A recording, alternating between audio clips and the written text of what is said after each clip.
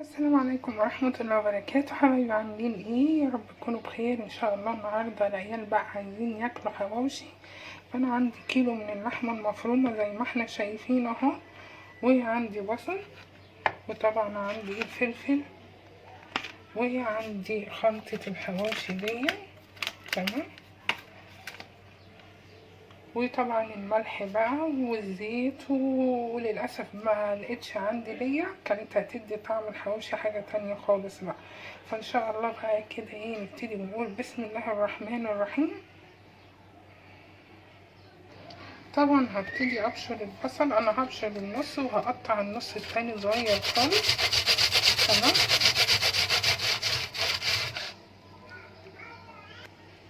حبيبي كده بصلايه حطيت عليها ملح وفلفل من اول ما ابتديت اقطع البصل دي، طبعا علشان احطها هنا مع اللحمه.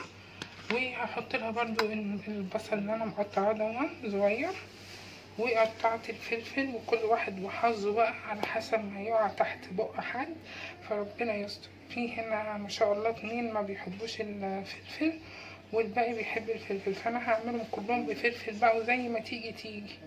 تمام. هنبتدي بقى ونقول بسم الله الرحمن الرحيم. طبعا نزلت بالبصلايه اللي هي المفرومه بالملح والفلفل زي ما احنا شايفين، وبالبصل كده وبالفلفل. كل ده بقى هيدعك دعكه حلوه قوي قبل ما احط لهم التوابل بتاعتي.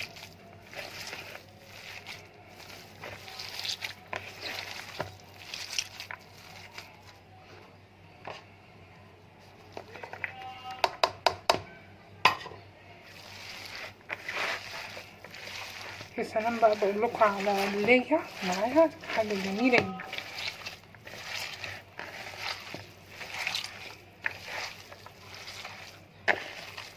يا سلام بقى بعد ما تحط لها التوابل بتاعتها دي بتاعت الحواوشي، وتسيبها في التلاجة بقى حوالي ساعتين، تاكل في بعضها كده.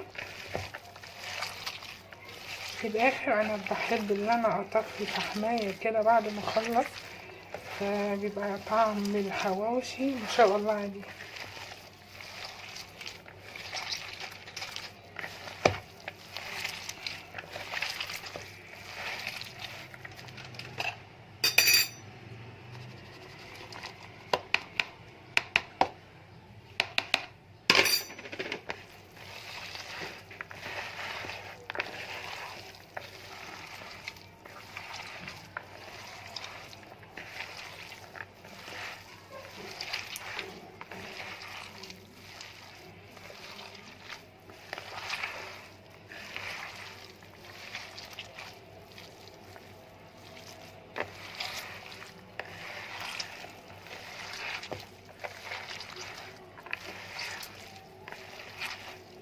وان انت تعرفي اللحمه المفرومه حلوه انك ايديكي ما بتبقاش فيها لون احمر.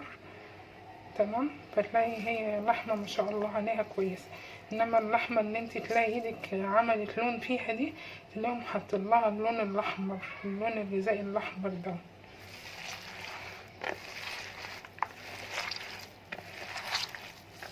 بعدين انا بدعك الفلفل بايدي بقى، ربنا يستر.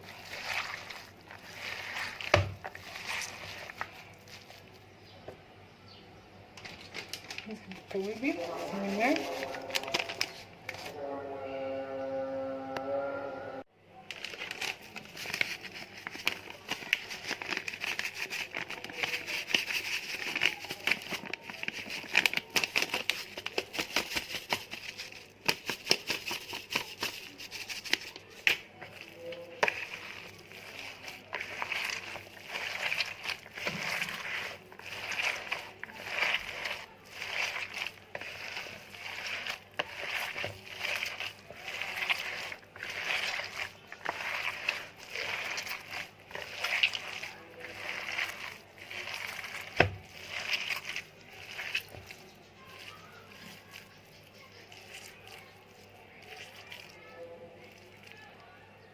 عايزه تحط لها قطع من الطماطم حط لها، بس انا بصراحه ما حطيتلهاش ومش ما بحبش احط لها. تمام. انا بحط لها الفلفل والبصل كده التوابل دي، واروح شايلها شويه في التلاجة، وابتدي ان انا اكورها كده، واروح حشي الرغيف بتاعي، واروح دهناه بالزيت، في بيدهنوها بالسمنه والله على حسب ما تقدري، وتروحي مدخلاها في الفرن او على البوتاجاز من فوق. انا عملتها بالطريقتين بصراحه، يعني عايزه طريقه سريعه تروحي حطها على العين من فوق في الصينيه، وعلى العين من فوق. عايزه تعمليها براحتك خالص وتستوي براحتها، بتحطيها في الفرن من تحت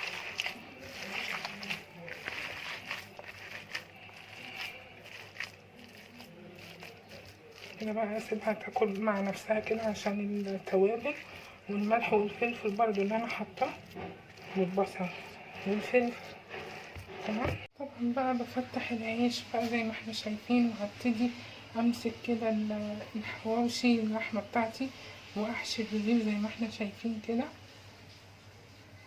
واظبطه جوه زي ما احنا شايفين. تمام.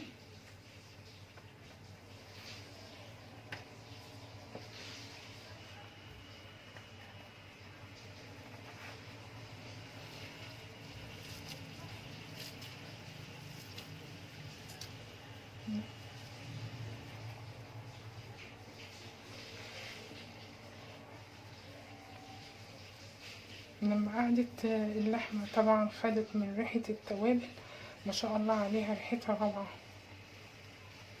غير لما بعد ما اخلص هطفي بقى فيها لحمه، يبقى بس بقى اوعى وشك، احلى رغيف حواوشي. بس ناقصه حاجه واحده، وهي اللي مش مشكله، هي اللحمه كده كده فيها نسبه دهون، مش مشكله ان شاء الله المره الجايه.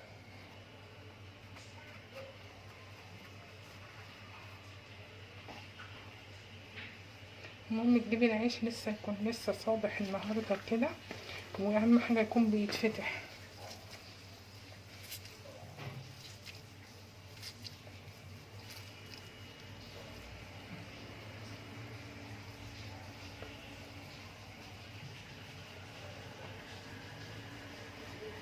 هكمل بقى على الكميه بتاعتي كلها.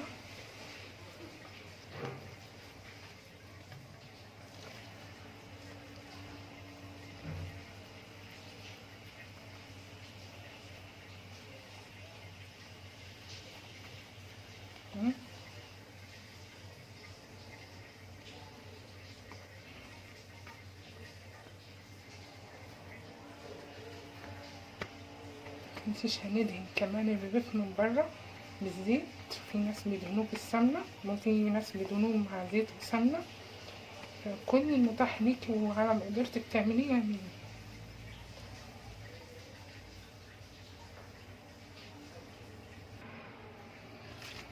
عارفين بقى ان دي اكلة المصايف والنوادي بقى، لسه وانتم طيبين بقى والاجازة وخلصنا امتحانات، تعملي بقى السندوتشات بتاعت الحواوشي دي، وتطلعي بقى على اي شاطئ بقى ولا اي نادي بالاولاد.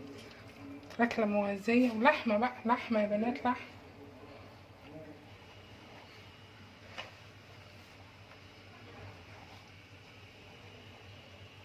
تعمل معاها شوية سلطة كده، وممكن تعمل معاها برضو سلطة طحينة. احنا هنعمل معاها بقى سلطة خضراء بأمر الله.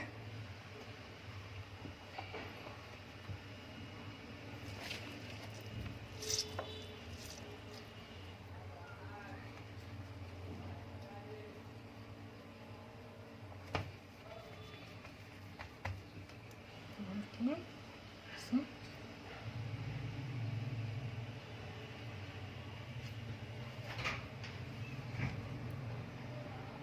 نبتدي بقى نمسك الرغيف بعد ما حشيناه كده زي ما احنا شايفين من جوه، وبالفرشة، ونبتدي ندهن الزيت من فوق ومن تحت زي ما احنا شايفين كده، عشان الرغيف برضو ايه، عقبال ما نيجي نعمله ما يتهريش مننا. نقلبه من ورا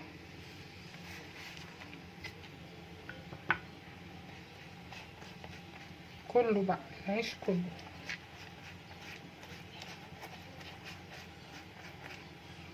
انا ولعت الفرن بتاعي،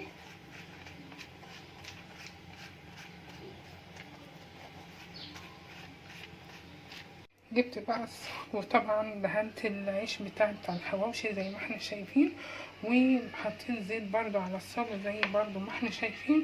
وهدخلها بقى في الفرن من تحت، وهقلب عليها. اول ما الاقيها احمرت من تحت، الرغيف ادى لون احمر كده من تحت، هقلب عليه ولغايه ما من فوق كمان يستوي. تمام، شايفين كده.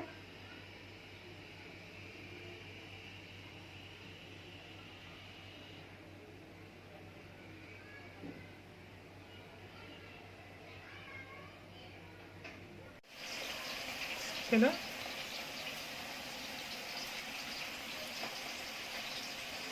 اطلعه بقى واحط غيره. تمام كده خلصت الحواوشي، وطبعا نزلت بالفحمايه كده زي ما احنا شايفين، وغطي عليها كده.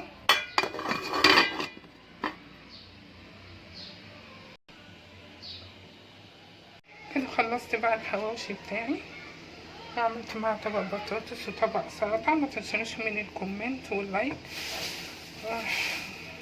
والسبسكرايب. والسلام عليكم ورحمه الله وبركاته. سلام.